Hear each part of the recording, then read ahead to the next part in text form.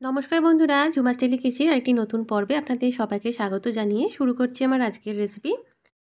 আজকে আমি ভুনা মশালা আলুর রেসিপি আপনাদের সঙ্গে শেয়ার করে নিয়েছি। সাধারণ আলু দিয়ে তৈরি অসাধারণ এই রেসিপিটা অবশ্যই একবার বাড়িতে ট্রাই করে দেখুন। আশা করি আপনাদের ভালো লাগবে। তাহলে আসুন দেখে নিই কীভাবে আমি এই রেসিপিটা তৈরি করে থাকি। এখানে আমি 500 গ্রাম ছোটো আলু নিয়েছি। আলুটা লবণ দিয়ে সেদ্ধ করে নেওয়ার পর খোসাগুলো ছাড়িয়ে নিয়েছি। এরপর কড়াই বসিয়ে নিলাম। কড়াইয়ের মধ্যে দিলাম সর্ষের তেল। রান্নাটা আমি সর্ষের তেলে করছি। এখানে আমি বড় চামচের 4 চামচের মতন সর্ষের তেল দিলাম। আপনারা চাইলে সাদা তেলেও রেসিপিটা তৈরি করে নিতে পারেন। এরপর আলুগুলো তেলের মধ্যে ছেড়ে দেওয়ার পর সামান্য পরিমাণ হলুদ গুঁড়ো দিলাম। এবার মিডিয়াম ফ্লেমে আলুগুলো হালকা সোনালি করে ভেজে নিতে হবে।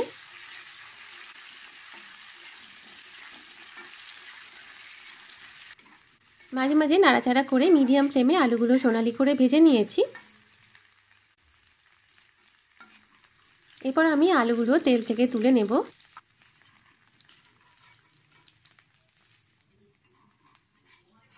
আলুগুলো তুলে নেওয়ার পর এরপর এই তেলের মধ্যেই ফোড়ন হিসেবে দিলাম 2টো তেজপাতা, হাফ চামচের মতন গোটা জিরে, গোটা গোলমরিচ, একটা এলাচ, একটা লবঙ্গ আর একটুখানি দারচিনি।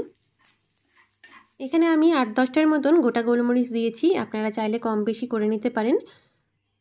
ফোড়নটা ভাজা হয়ে গেলে এর মধ্যে দিলাম মিহি করে কুচনো পেঁয়াজ। এখানে আমি 2টো মাঝারি সাইজের পেঁয়াজ কুচি করে রেখেছিলাম। এরপর মিডিয়াম ফ্লেমে পেঁয়াজটা হালকা সোনালি করে ভেজে নিতে হবে। পেঁয়াজটা সোনালি করে ভাজা হয়ে গেছে, পেঁয়াজের কালারটাও চেঞ্জ হয়ে গেছে। এরপর আমি বাকি মশলাগুলো এর মধ্যে অ্যাড করছি। তো সবার প্রথমে এখানে দিলাম আমি 1 চামচ রসুন বাটা আর দিলাম হাফ চামচ আদা বাটা। আদা আর রসুনটা দেওয়ার পর আরও কিছুক্ষণের জন্য মশলাটা কষিয়ে নিচ্ছি যাতে আদা রসুনের কাঁচা গন্ধটা চলে যায়। আদা আর রসুন দেওয়ার পর মশলাটা কষানো হয়ে গেছে, মশলা থেকে তেল ছাড়তেও শুরু হয়ে গেছে। এই সময় আমি এর মধ্যে দিলাম ছোটো চামচের 1 চামচ বেসন। এরপর বেসনটা দেওয়ার পর মশলাটা খুব ভালো করে কষাতে হবে। প্রায় 2 মিনিটের মতন সময় নিয়ে মশলাটা কষানো হয়ে গেছে, মশলা থেকে তেল ছাড়তেও শুরু হয়ে গেছে আর বেসনটার ভাজার একটা সুন্দর গন্ধও বেরোতে শুরু হয়ে গেছে। এই সময় আমি এর মধ্যে দিলাম একটা বড় সাইজের টমেটো বাটা। টমেটোটা দেওয়ার সঙ্গে সঙ্গে এর মধ্যে আমি সামান্য একটু লবণ অ্যাড করে দিলাম। টমেটো অ্যাড করার পর মশলাটা আরও কিছুক্ষণের জন্য কষিয়ে নিতে হবে যাতে করে টমেটোর কাঁচা ভাবটা চলে যায়। টমেটো দিয়ে মশলাটা কষানো হয়ে গেছে, মশলা থেকে তেল ছাড়তেও শুরু হয়ে গেছে। এই সময় গ্যাসের ফ্লেমটা লো রেখে আমি এর মধ্যে কিছু ড্রাই স্পাইসেস অ্যাড করে দেব। তো সবার প্রথমে এখানে আমি দিলাম হাফ চামচ জিরে গুঁড়ো, হাফ চামচ ধনে গুঁড়ো, দিলাম হাফ চামচ কাশ্মীরি রেড চিলি পাউডার আর দিলাম হাফ চামচ রেড চিলি পাউডার। ঝালের পরিমাণটা আপনারা আপনাদের স্বাদ মতন দেবেন। ড্রাই স্পাইসেসগুলো অ্যাড করার পর মশলাটা আরও কিছুক্ষণের জন্য নাড়াচাড়া করে নিচ্ছি। দিলাম হলুদ গুঁড়ো। লো মিডিয়াম ফ্লেমে মশলাটা 1-2 মিনিটের মতন নাড়াচাড়া করে নিচ্ছি। লো ফ্লেমে মশলাটা কষানো হচ্ছে। অন্য একটা ওভেনে আমি একটা ভাজা মশলা তৈরি করে নিচ্ছি। তার জন্য এখানে আমি নিয়েছি হাফ বড় এলাচ, একটা লবঙ্গ, একটা এলাচ আর একটুখানি দারচিনি, হাফ চামচের মতন নিয়েছি গোলমরিচ আর নিয়েছি 1 চামচ গোটা ধনে, 1 চামচ গোটা জিরে আর হাফ চামচ নিয়েছি মৌরি। এরপর এই সমস্ত উপকরণগুলো হালকা করে ড্রাই রোস্ট করে নিচ্ছি।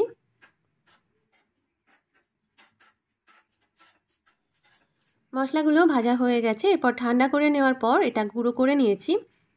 ভাজা মশলা রেডি হয়ে গেছে। খেয়াল রাখতে হবে মশলাটা ভাজার সময় যেন পুড়ে না যায়, তাহলে কিন্তু ফ্লেভারটা নষ্ট হয়ে যাবে। এদিকে মশলাটাও কষানো হয়ে গেছে। এই সময় আমি এর মধ্যে দিলাম বড় চামচে 2 চামচের মতন ফেটানো টক দই। দই দেওয়ার পর মশলাটা তেল ছাড়া পর্যন্ত কষিয়ে নিতে হবে। এই সময় গ্যাসের ফ্লেমটা লোতে রাখতে হবে। এভাবে স্টেপ বাই স্টেপ মশলাটা কষাতে হবে, তাহলে এই ভুনা আলু মশলার টেস্ট ভালো হবে। মশলাটা কষানো হয়ে গেছে, মশলা থেকে তেল ছাড়তেও শুরু হয়ে গেছে। এরপর এর মধ্যে যে ভাজা মশলাটা আমি তৈরি করলাম সেই ভাজা মশলাটা অ্যাড করে দিচ্ছি। এখানে আমি পুরো ভাজা মশলাটাই অ্যাড করে দিয়েছি। এখানে আমি 500 গ্রাম আলুর পরিমাণ অনুযায়ী ভাজা মশলাটা তৈরি করেছিলাম। দিলাম হাফ চামচের মতন চিনি,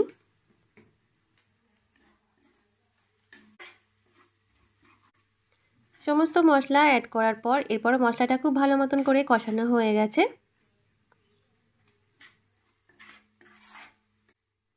এই সময় আমি এর মধ্যে দিলাম হাফ কাপের মতন জল।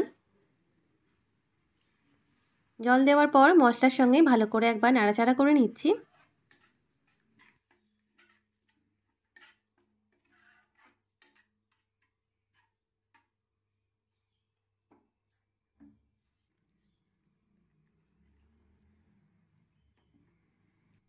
এরপর আমি এর মধ্যে দিলাম লবণ। লবণ এখানে আমি স্বাদ মতন দিলাম। আগে আমি দুবার লবণ দিয়েছি, সেটা বুঝে এখানে আমি লবণটা অ্যাড করে দিলাম। লবণটা দেওয়ার পর একবার নাড়াচাড়া করে নিলাম। এরপর লো ফ্লেমে 5 মিনিটের মতন গ্রেভিটা ফুটিয়ে নিতে হবে। প্রায় 5 মিনিটের মতন ফুটিয়ে নিয়েছি। এরপর আমি সেদ্ধ করে ভেজে রাখা আলুগুলো অ্যাড করে দিলাম। এরপর গ্রেভির সঙ্গে আলুটা ভালো মতন করে নাড়াচাড়া করে মিশিয়ে নিচ্ছি। আমার আজকের ভুনা মশালা আলুর রেসিপি যদি আপনাদের ভালো লেগে থাকে তাহলে অবশ্যই ভিডিওটিতে একটি লাইক করে দেবেন। আর চ্যানেলে নতুন বন্ধু হয়ে থাকলে চ্যানেলটিকে সাবস্ক্রাইব করে পাশে থাকা বেল বাটনের অল বাটনটা ক্লিক করে দেবেন। তাহলে আমার পরবর্তী সমস্ত ভিডিও নোটিফিকেশনগুলো খুব সহজেই সবার আগে আপনার কাছে পৌঁছে যাবে। আলুটা দিয়ে 1-2 মিনিটের মতন নাড়াচাড়া করে নেওয়ার পর আরও 1/4 কাপের মতন জল অ্যাড করে দিলাম। জলটা দেওয়ার পর একবার নাড়াচাড়া করে নিচ্ছি।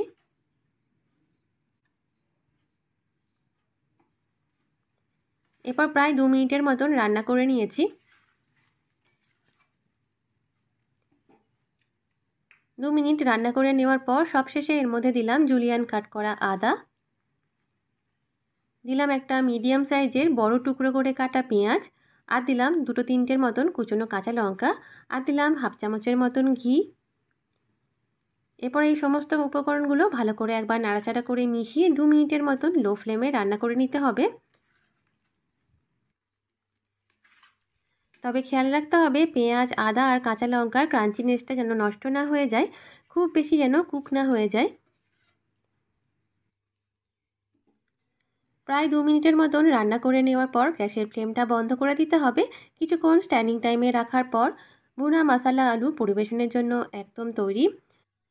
লুচি, পরোটা, নান, ফ্রাইড রাইস, রাইস সব কিছুর সাথে খেতে ভীষণ ভালো লাগে। আশা করছি আজকের এই ভুনা আলু মশালার রেসিপি আপনাদের ভালো লেগেছে। রেসিপি ভালো লাগলে অবশ্যই একবার বাড়িতে ট্রাই করে দেখবেন, আর কেমন লাগলো আমাকে অবশ্যই জানাবেন। আজকের মতন এই পর্যন্তই। সবাই ভালো থাকবেন। ভিডিওটি দেখার জন্য এবং আমার সাথে থাকার জন্য সবাইকে অসংখ্য ধন্যবাদ জানাই।